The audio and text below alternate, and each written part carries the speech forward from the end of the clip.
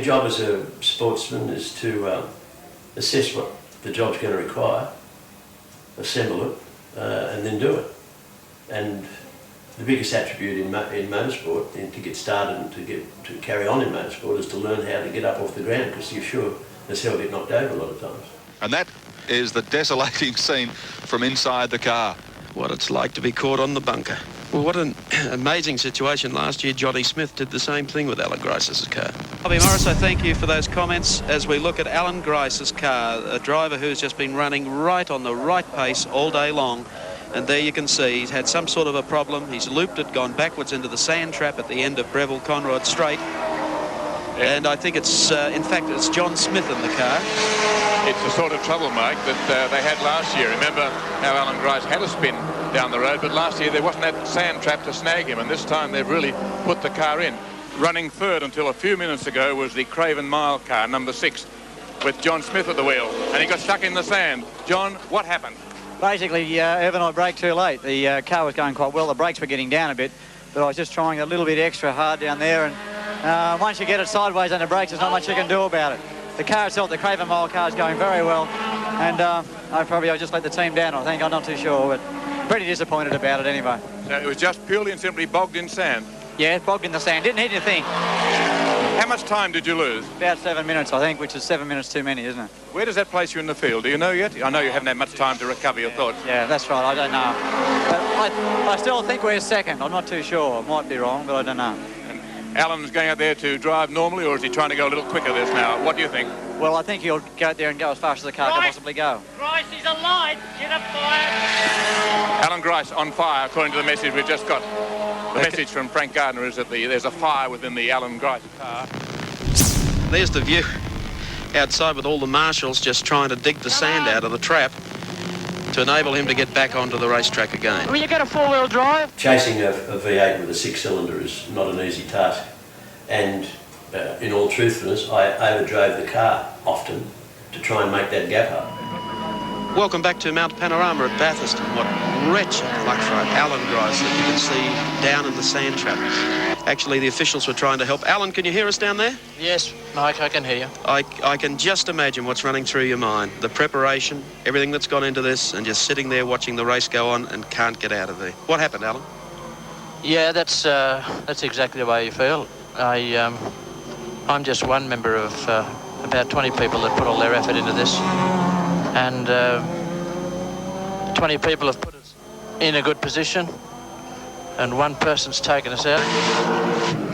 They're trying to tow him out to get him out of the what looked like quicksand. Can you still hear us, Alan? Yeah. Okay, I'll let you go. I know you're pretty busy. Let's try and get it back on the road, and good luck for the remainder of the race. Well, Allan Grice, in the pits here, a little recovered from the disappointment of being caught in the sand. Let's just talk to you, though, Alan. It could be that in all the confusion of the stop after you were caught in the sand, that they may have not have connected the clip. I know there was some concern by Frank Gardiner that he wasn't plugged in properly. Maybe you can't hear. Yeah. So instead, as he drives around with the camera in the unique position on the right-hand side of the car, talk us around the lap and just tell us what it's like out there and what the car is like to drive. Well, he's in second right now. He's just taken third, actually, and he'll take fourth just near the top of this hill. He's in fourth now and over the top, and back in the braking area. He'll be back to third. With a full load of gas, he may be back to second. In tight there, in tight but not a wheel over the edge, and then out and up. And if he's in third because of the fuel load, he's in second, I'm sorry, he'll go into third now. This is where there's a lot of cars often parked on the left around the corner you've got to watch. On his inside. Yes, there are a lot of rocks out today. Just about everybody is having to get away from those rocks because they're very sharp. It's funny, on some circuits, run over rocks is not much of a problem because they're the soft type, but here in Bathurst, they're very granity type rock, and you've got to keep well away from them. You can get a puncture very easily. Although I don't need rocks and punctures to get into trouble. I can do that by myself, no problem. The line you have to take is really upset by cars in front. We saw there how David had to take a very curious line into the corner because of the slow car. Must be a real hazard here at Mount Panorama. Yes, it is, and one of the bigger things that when you come up on cars like that, they very often choose the best way through for themselves, which is understandable. It gives you the non-line past them, if you like, which puts you into gravelly and sand and marble situation, and it's very, very slippery and very easy to make a mistake. But to get out of that line, it's amazing how much rubbish there is on the track at the moment. Just rolled up rubber and light gravel, sand, bits of shrapnel from flares and motor cars, and then that sort of rubbish is not on the correct line. But of course you can't always stay on the correct line, and that's when you can get into strife. You'll notice down here that David will keep right to the left-hand side of the road. The car actually jumps off the road there, and the rear wheels spin. If they spin too much, of course, you can overrev the engine. Here's the corner with the sand trap on the end, and that's where you spent. You can see your tyre marks still in up here. The sand sort of side for you. What sort of speed are you doing down the straight before you come around that bend up? We're getting at 158 miles an hour plus tyre growth, so it'd be very close to 160 miles an hour. The car has been since about lap 20 walking around at the rear under brakes. Maybe they're not hot enough. The braking system on the car is extremely efficient, and although we're working them as hard as we can, we're not saving the brakes at all. We're right into them. Maybe they were going through a phase of building up scale, which they sometimes do in a long-distance race, and they were tending to steer the car under brakes. That's not an excuse for my faux pas, but they were tending to steer the car under brakes. The car from the outside would have looked, I would imagine, unstable. You may have seen it, Evan. You're a pretty keen eye for motor cars. But it's a period sometimes that your brake lines or your brake pads and your brake discs go through. Then they'll clear up. One particularly hard application when the temperatures are all right and you clean the discs off, and suddenly you've got another car again. But that's a normal thing to expect with a 1,000-kilometre race. Right. Track's blocked. But we have an enormous traffic jam. We've had a horrendous crash at the top of the mountain. By the look of it, Bobby Morrison, number 7 is around sideways, 57 is there, one of the Recar team cars. We have an absolute blocked track at the top of the mountain. Damage at all. There's a view from Allan Grice's car. He's there, car 44. He's just stopped. He's not in damage, but there are a number of cars. Bob Morris's car is there. Bob Morris going so hard trying to get up the lead. In second place, car 4, the Recar car, Alan Brown and Tony Edmondson is involved. There's another one there, looks like 57, a little hard to pick from here. Welcome back to our telecast. During the break, we have had an accident on the top of the mountain. The race, at this stage, as you can see, has stopped. Bob Morris, who was running second in the race, is one of the drivers involved. We've had absolute drama here. The track is completely blocked. A replay of it for you. Well, Christine Cole is involved. She was very early there. You can see Christine on the left. Bob Morris came along. He spun there, the car going backwards. Christine was involved first with another car. There are cars on the other side. Alan Brown, one car just coming in the back and slowing down. I think it might be David Selden on the far side as well in the smaller car, maybe a Gemini across there.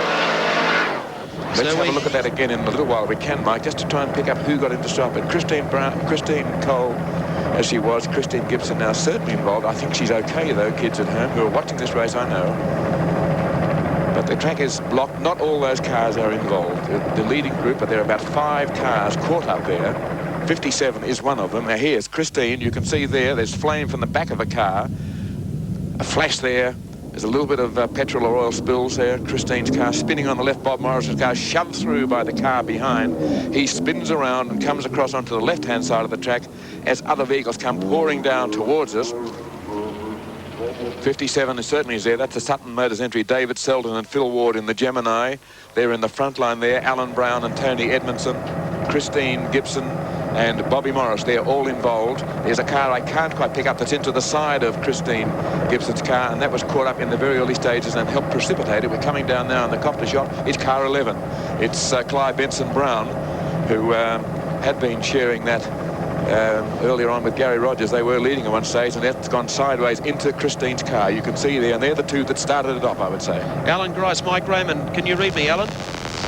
Yes, I can hear you, Mike. There's plenty of confusion up here. There's can you explain? Whistles running everywhere. I just started up. I thought they wanted me to. I'm just going to turn off again. Okay. Did you get warning of that with the flags before you just got there?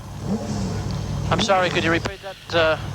Were you warned by flags before you reached that accident, or did you just come up on it as it was happening? Yes. No. I was very fortunate that your Channel 7 director broke in and told me that there was a bad accident on. So I was able to get on the brakes and also get my arm out the window and slow some of the other cars. There's KB limping back, obviously. Alan, can you come back? So Kevin Bartlett is involved as well in car 9. You want me to move back? Another driver there. A number of people being helped out. There are a few of them seem to be slightly injured. You can see there as they're being helped back. You okay? That's in the crowd. And people shocked by the confusion of the scene there. The track is completely blocked. We have Allan Grice in car 44 talking there. No worries, mate. How's your leg, all right? How's your leg? I think I broke something in the hip. A bit of a bump on the hip? Yeah, I braced myself. Oh, yeah. Kevin Bartlett, of course, has an artificial hip joint from a previous accident in the Lola. He suffered an accident in New Zealand. Thinks he may have broken the joint in his hip. KB's okay. He said he's bruised his hip on the hip brace in his car. He's okay. It doesn't appear to me as though anybody else is damaged. When I arrived on the scene, there wasn't a great deal of activity trying to get people out of motor cars, so I can only assume that they've all safely got out. Dick Johnson, the winner of the 1981 James Hardie 1000 Classic. Well, it's been a day of jubilee as far as jubilation, I should say, as far as Dick Johnson is concerned. One team manager who thought they were in there with a big shot for 6th place was Frank Gardiner, the manager of the JPS team, and he's trackside at the moment with Gary Wilkinson. Well, Frank, you've been involved in some very dicey motor racing situations in your career, but that this afternoon was absolutely frightening. Yes, Gary, it's the only third time in my career in 30 years that I've ever seen a motor race actually stopped, and a pretty wise decision because the track wouldn't have been much good after it, and it just would have led to more trouble, and you cut your losses at this stage, hard as it may be on the spectators, and one can only commiserate with the people that were involved in it, because it's really nobody's fault in a thing like that. It just gets out of hand so quickly, and it can happen on the first lap or the 10th lap or the last lap. It's always on. In those situations, it really is just a fraction of a second between drivers escaping without serious injury, as most of the drivers appear to have done, except perhaps Kevin, who may have some trouble with a hip. There's only a fraction of a second between that and something completely disastrous. Well, fortunately, the part of the circuit that it happens on is a critical part of the circuit, but it's not such a high-speed part of the circuit. Any accident down the back straight at 160 mile an hour is a fatal one, but of course there, it usually adds up to car damage and body damage. Everybody appreciates the fact it is a dangerous section. There's no two ways about that, and it's driven on the limit, but on the limit is not such a speed that it's going to create a tragedy except on vehicles. It was an unfortunate situation for the JPS BMW, because despite a few little dramas with Allan and even with David Hobbs, you were in good shape. No, we'd seen ourselves in 3rd spot in the early part of the race. Then we'd we'd lost 12 laps, fell back to 26th place and worked our way back up to 6th place again by the time the accident came. And I suppose we looked like we'd inherit a few other places as time went on. But it's only fair that I suppose Gricey should visit the sand, because Johnny Smith, his co-driver last year, went in 2nd position, wound in the bunker, as they say in golf, and I think Gricey beat him in there by about 5 feet. Chasing a V8 with a 6-cylinder is not an easy task, and in all truthfulness, I overdrove the car often to try and make that gap up. Sometimes I slipped off the road doing it, other times I might have broken something. But I was not one who was happy to sit down in a reliable, methodical, planned, strategical way, and maybe everybody will go home at the end of the day and get too tired, or their mum will tell them to come home, so you inherit the lead, which was the approach and attitude of my team management at the time. I never agreed with it then, and I don't agree with it now. Oh, the old story, isn't it? Could have, would have, should have. Yeah, we'd always like to win every Bathurst, and there's always controversy. When you don't win, there's always controversy. Why didn't you win, and should you have done something better? Look at the Olympics that's just happened. Why didn't one of the boys win a gold medal and was a fingertip, and should have, could have, would have? And so I always come back to that. I mean, yes, there's always controversy. It's called motor racing. If you want to go on a reliability trial, find somewhere else.